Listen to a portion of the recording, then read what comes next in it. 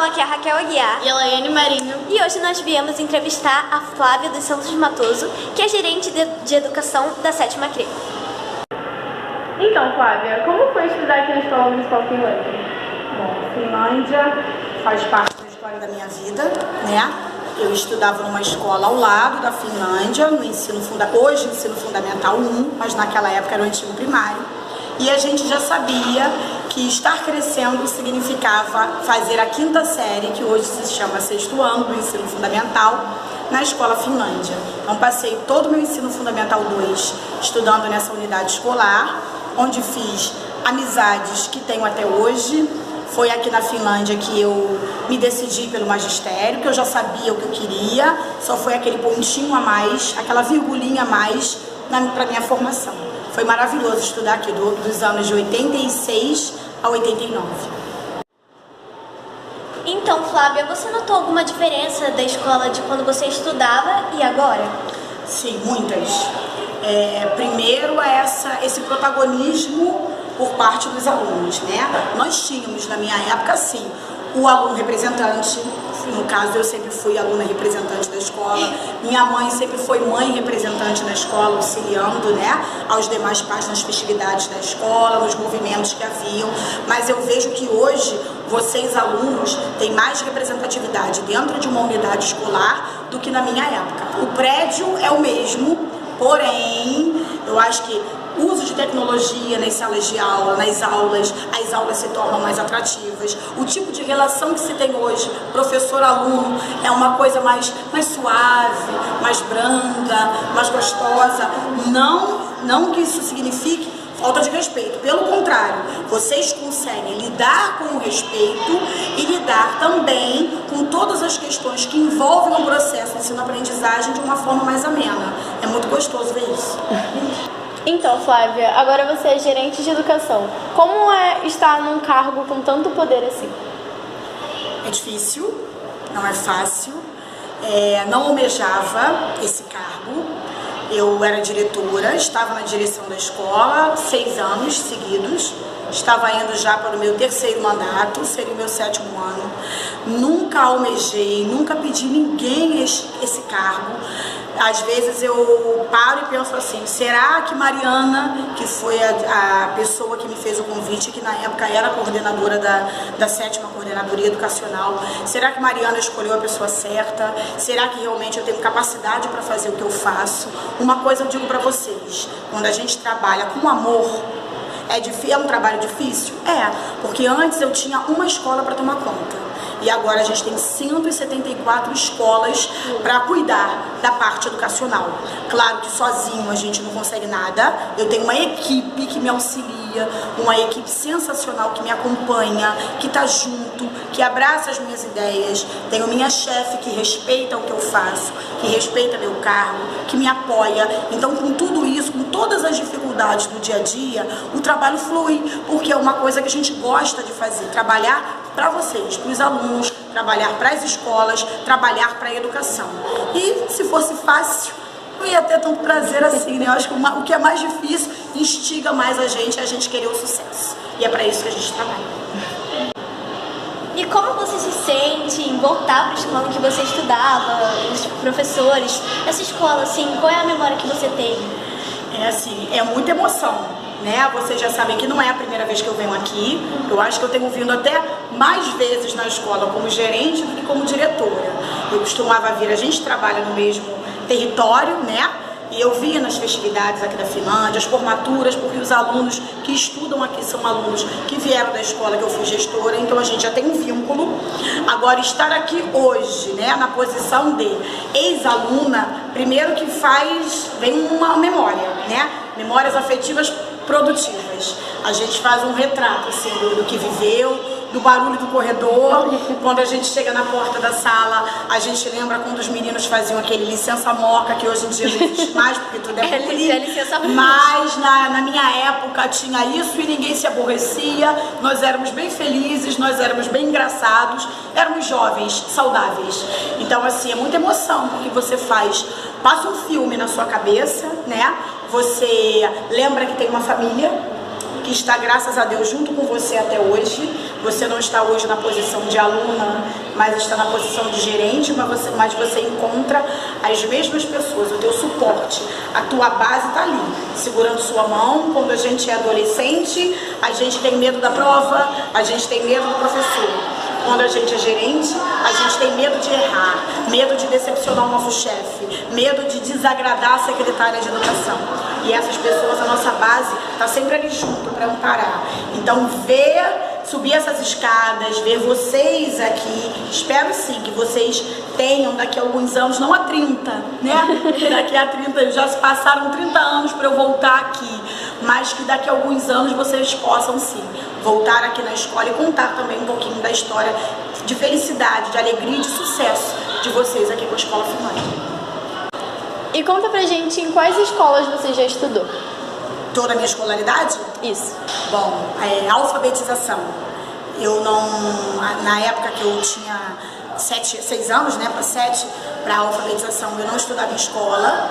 Eu fui alfabetizada pela minha irmã mais velha, que me ensinava a juntar os pedacinhos, juntar as letrinhas. Graças a Deus eu sempre tive facilidade com a aprendizagem. E aí a minha irmã iniciou com as sílabas e aí eu já sabia automaticamente a sequência do alfabeto. E aí fui juntando os pedacinhos sob orientação da minha irmã mais velha, porque eu tenho mais 2 irmãs, e aí não davam para as 3 estudarem em escola particular, tinha que ficar uma em casa sem estudar, essa uma fui eu. Depois fui para a escola Colégio Progresso, em Cascadura, onde eu tive uma bolsa de estudos, e aí eu pude estudar na primeira série, na segunda série, que hoje representam o 2º e 3º ano. Então, quando eu cheguei lá, eu já estava alfabetizada. Para não perder essa bolsa de estudo, eu tinha que manter sempre as melhores notas, e assim fiz. Minha família morava na Abolição e a escola em Cascadura. Depois nós viemos morar aqui em Jacarepaguá, onde meu pai, graças a Deus, conseguiu, né, a tão sonhada casa própria, comprar o apartamento no condomínio Espiguinha, que é o Village Barra Linda, e aí eu estudei na Escola Municipal Desembargador Ney Palmeiro. Aí eu fiz a minha 3ª e minha 4ª série, hoje 4º e 5º anos. Depois vim aqui para a Finlândia, onde concluí todo o meu ensino fundamental 2. Daqui eu já sabia o que eu queria, que era a escola que prepara para ser professor, Escola Normal Carmela Dutra, em Madureira. Fiz o 1º, 2º e 3º ano do 2º grau, hoje chamado de ensino médio. Depois saí aos 17 anos, para completar já 18, e no ano seguinte, assim que terminei o meu curso de formação de professores, eu fui dar aula.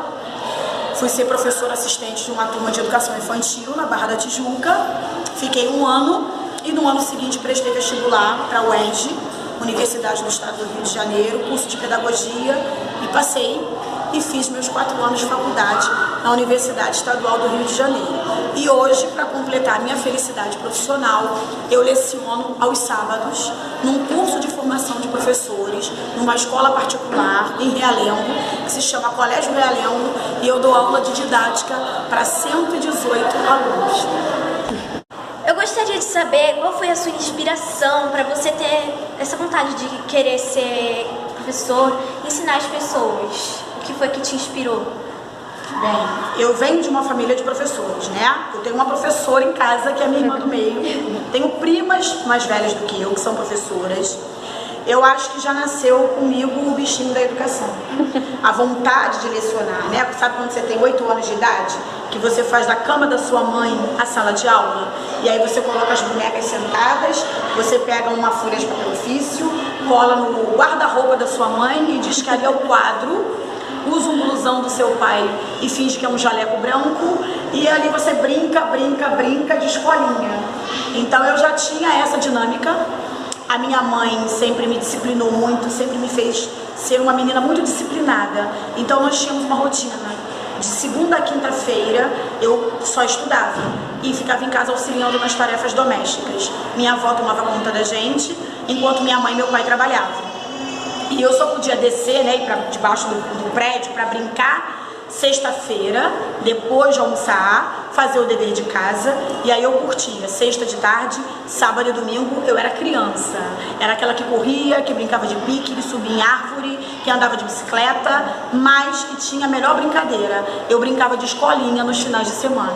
Então a gente tinha as crianças mais novas do que eu, que iam para debaixo do meu prédio onde eu era professora e recebia colegas de diversos blocos, porque lá no condomínio Village Barra Linda, onde eu morei, eram 26 blocos, então eu recebia crianças do bloco 2, do bloco 7, do bloco 11, para fazer o dever de casa comigo. Então ali já era o meu treino.